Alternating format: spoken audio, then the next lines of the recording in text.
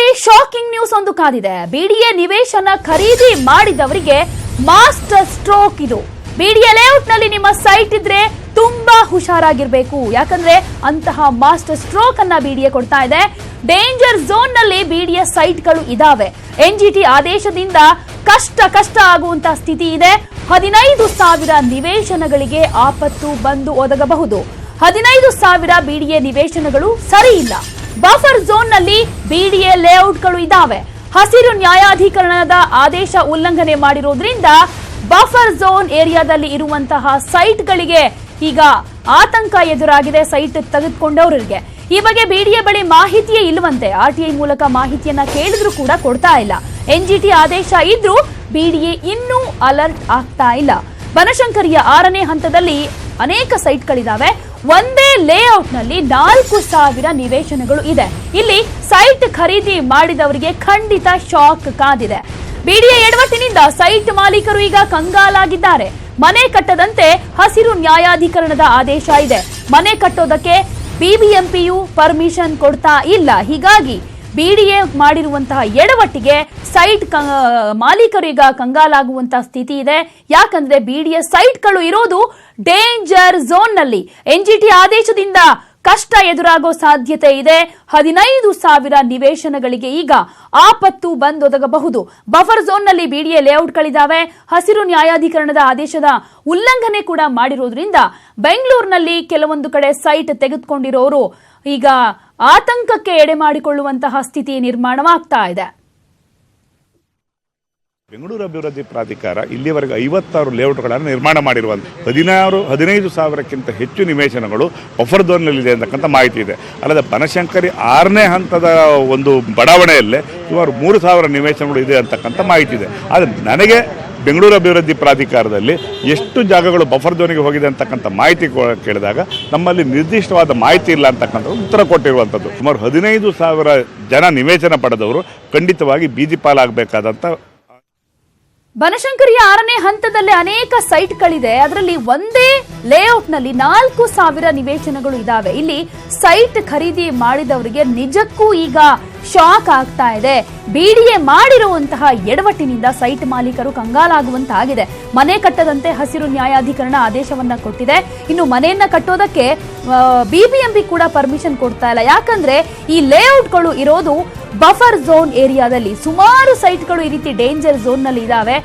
ನಿವೇಶನಗಳನ್ನ ಕೊಂಡ್ಕೊಂಡಿರೋರು ಈಗ ಮುಂದೆ ಏನ್ ಮಾಡೋದು ಅನ್ನುವಂತ ಆಲೋಚನೆಯಲ್ಲಿದ್ದಾರೆ, ಆತಂಕದಲ್ಲಿ ಇದ್ದಾರೆ.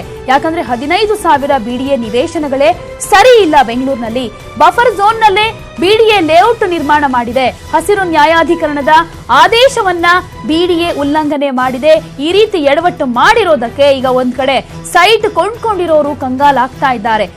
15,000 ನಿವೇಶನಗಳಿಗೆ ಇದರಿಂದ ಆಪತ್ತು ಬಂದು ಎದುರಾಗೋ ಸಾಧ್ಯತೆಗಳು ಕೂಡ ಕಂಡು ಬರ್ತಾ ಇದೆ. ಯಾಕಂದ್ರೆ ಡೇಂಜರ್ ಝೋನ್ ನಲ್ಲೇ 15,000 ಸೈಟ್ಗಳು ಇದೆ ಅಂದ್ರೆ ಈ ಸೈಟ್ಗಳನ್ನ ಕೊಂಡ್ಕೊಂಡಿರೋರು ಏನ್ ಮಾಡಬೇಕು? ಸಾಲ ಸೋಲ ಮಾಡಿ ಅದು ಇದು ಬ್ಯಾಂಕ್ ಲೋನ್ ಅಂತ ಮಾಡಿ ಏನೋ ಒಂದು ಸೈಟ್ ತೆಗೆದುಕೊಂಡಿರ್ತಾರೆ. ಮನೆ ಕಟ್ಟೋಣ, ಮುಂದೆ ಬಾಡಿಗೆ ಕೊಡೋಣ, ಬಾಡಿಗೆ ಜೀವನದಲ್ಲಿ ಒಂದು ರೀತಿ ಆ ದುಡ್ಡಲ್ಲೇ ಜೀವನ ಮಾಡಬಹುದು, ಸಾಲ ತೀರಿಸ್ಕೊಳ್ಬಹುದು ಅನ್ನೋ ಆಸೆಗಳನ್ನ ಇಟ್ಕೊಂಡಿರ್ತಾರೆ.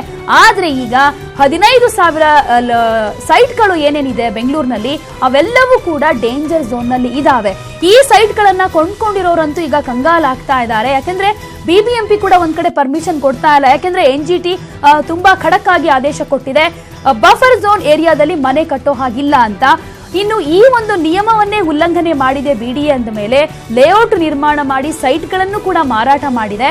ಈಗ ಸೈಟ್ ಕೊಂಡ್ಕೊಂಡಿರೋರು ಏನ್ ಮಾಡ್ಬೇಕು ಅಂತ ಬಹುತೇಕ ಮಂದಿ ಸೈಟ್ ಕೊಂಡ್ಕೊಂಡಿದ್ದಾರೆ. ಅವ್ರು ಏನ್ ಮಾಡ್ಬೇಕು? ಯಾಕೆಂದ್ರೆ ಸಾಕಷ್ಟು ನಿಯಮಗಳಿರುತ್ತೆ. ಅದೆಲ್ಲವನ್ನ ಗಾಳಿಗೆ ತೂರಿ ಬಿಡಿಎ ಲೇಔಟ್ಗಳ ನಿರ್ಮಾಣ ಮಾಡಿ ಅಲ್ಲಿನ ಸೈಟ್ಗಳನ್ನ ಮಾರಾಟ ಮಾಡಿದೆ. ರಾಜಕಾಲುವೆ ಸುತ್ತಮುತ್ತ 50 ಮೀಟರ್ ಬಫರ್ ಝೋನ್ ಏರಿಯಾ ಇರುತ್ತೆ. ಇನ್ನು ಕೆರೆಗಳ 75 ಮೀಟರ್ ಸುತ್ತಮುತ್ತ ನಿವೇಶನ ಇರೋ ಹಾಗೇನೆ ಇಲ್ಲ. ಕೆರೆ ರಾಜಕಾಲುವೆಯ ಪಕ್ಕ ಸೈಟ್ ಅನ್ನ ಯಾರೂ ಖರೀದಿ ಮಾಡಬಾರದು ಅಂದ್ರೂ ಕೂಡ ಬಿಡಿಎ ಸೈಟ್ ಅಲ್ವಾ, ನಂಬಿಕೆ ಇಡಬಹುದು ಅಂತ ಅನೇಕ ಮಂದಿ ಸೈಟ್ ಕೊಂಡ್ಕೊಂಡಿರ್ತಾರೆ. ಆದ್ರೆ ಈಗ ಮುಂದೇನು ಅಂತ ಯೋಚನೆ ಮಾಡೋ ಹಾಗಾಗಿದೆ. ಈ ಬಗ್ಗೆ ಮತ್ತಷ್ಟು ಮಾಹಿತಿಯನ್ನ ನಮ್ಮ ರಿಪೋರ್ಟರ್ ಲೋಕೇಶ್ ಕೊಡ್ತಾರೆ. ಲೋಕೇಶ್, ಬಿಡಿಎ ಮಾಡಿರೋ ಎಡವಟ್ಟಿಗೆ ಈಗ ಸೈಟ್ ಕೊಂಡ್ಕೊಂಡಿರೋರು ಏನ್ ಮಾಡ್ಬೇಕು ಅಂತ, ಮುಂದೆ ಏನು ಅಂತ? ಪ್ರತಿಮಾ, ಏನೊಂದು ಬಿಡಿಎ ನಿವೇಶನಗಳನ್ನು ಪಡೆದಿರ್ತಕ್ಕಂಥ ಬಹುತೇಕ ಈಗ ನಾಗರಿಕರ ಸಾಕಷ್ಟು ಆತಂಕದಲ್ಲಿರ್ತಕ್ಕಂಥದ್ದು. ಯಾಕಂದ್ರೆ ಇವತ್ತಿನ ದಿನ ನೋಡೋದಾದ್ರೆ ಏನು ಹಸಿರು ನ್ಯಾಯಾಧಿಕರಣ ಈಗಾಗಲೇ ಒಂದು ಆದೇಶನ ಹೊರಡಿಸಿದೆ. ಅದರಲ್ಲಿ ಪ್ರಮುಖವಾಗಿ ಏನು ಬಫರ್ ಝೋನ್ ನಲ್ಲಿ ಇರ್ತಕ್ಕಂತ ಬಹುತೇಕ ಮನೆಗಳಿದ್ದಾವೆ ಆ ನಿವೇಶನಗಳನ್ನು ಮನೆ ಕಟ್ಟಲು ಅರ್ಹ ಅಲ್ಲ. ಯಾಕಂದ್ರೆ ಫ್ಲಡ್ ಆದಂತಹ ಸಂದರ್ಭದಲ್ಲಿ ಇವೆಲ್ಲ ಕೂಡ ಸಂಪೂರ್ಣವಾಗಿ ನೀರಲ್ಲಿ ಕೊಚ್ಕೊಂಡು ಹೋಗುವಂತ ಸಾಧ್ಯತೆ ಇದೆ ಅನ್ನುವಂತ ಹಿನ್ನೆಲೆಯಲ್ಲಿ ಎನ್ಜಿಟಿ ಈಗಾಗಲೇ ಅವರ ಒಂದು ಆದೇಶನ ಕೂಡ ಹೊರಡಿಸಿದೆ. ಇದನ್ನು ಕಟ್ಟುನಿಟ್ಟಾಗಿ ಪಾಲಿಸಬೇಕು ಅಂತಕ್ಕಂಥದ್ದು ಕೂಡ ಬಿಬಿಎಂಪಿಯ ಒಂದು ಆದೇಶ ಆಗಿದೆ. ಈಗ ನಿವೇಶನ ಪಡೆದಿರ್ತಕ್ಕಂಥವರು ಬಹುತೇಕವಾಗಿ ಮನೆ ಕಟ್ಟುವಂತ ಒಂದು ಪ್ರಯತ್ನಕ್ಕೆ ಹೋದಾಗ ಈ ಬಿಬಿಎಂಪಿಯಿಂದ ಸಾಕಷ್ಟು ವಿರೋಧ ಕೂಡ ವ್ಯಕ್ತವಾಗ್ತದೆ. ಅಂದ್ರೆ ಏನು ಈ ಬಫರ್ ಝೋನ್ ನಲ್ಲಿ ಮನೆ ನಿರ್ಮಾಣ ಮಾಡಲು ಯಾವುದೇ ರೀತಿಯ ಅವಕಾಶ ಕೊಡೋದಿಲ್ಲ ಅನ್ನುವಂತ ನಿಟ್ಟಿನಲ್ಲಿ ಅವ್ರಿಗೆ ಒಂದು ಅಪ್ಲಿಕೇಶನ್ ರಿಜೆಕ್ಟ್ ಮಾಡ್ತಿರ್ತಕ್ಕಂಥ ಬಿಬಿಎಂಪಿಯ ಸಿಬ್ಬಂದಿ ಕೂಡ ರಿಜೆಕ್ಟ್ ಮಾಡ್ತಿದ್ದಾರೆ. ಇದರಿಂದ ಏನೊಂದು ನಿವೇಶನ ಪಡೆದಿರ್ತಕ್ಕಂಥ ಮಾಲೀಕರು ಸಾಕಷ್ಟು ಆತಂಕದಲ್ಲಿದ್ದಾರೆ ಅಂತ ಹೇಳ್ಬೋದು. ಇನ್ನು ಪ್ರಮುಖವಾಗಿ ಹೇಳೋದಾದ್ರೆ ಈಗಾಗಲೇ ಬಿಬಿಎ ಈ ಒಂದು ನಿಟ್ಟಿನಲ್ಲಿ ಎಚ್ಚೆತ್ತುಕೊಳ್ಬೇಕಾಗಿತ್ತು.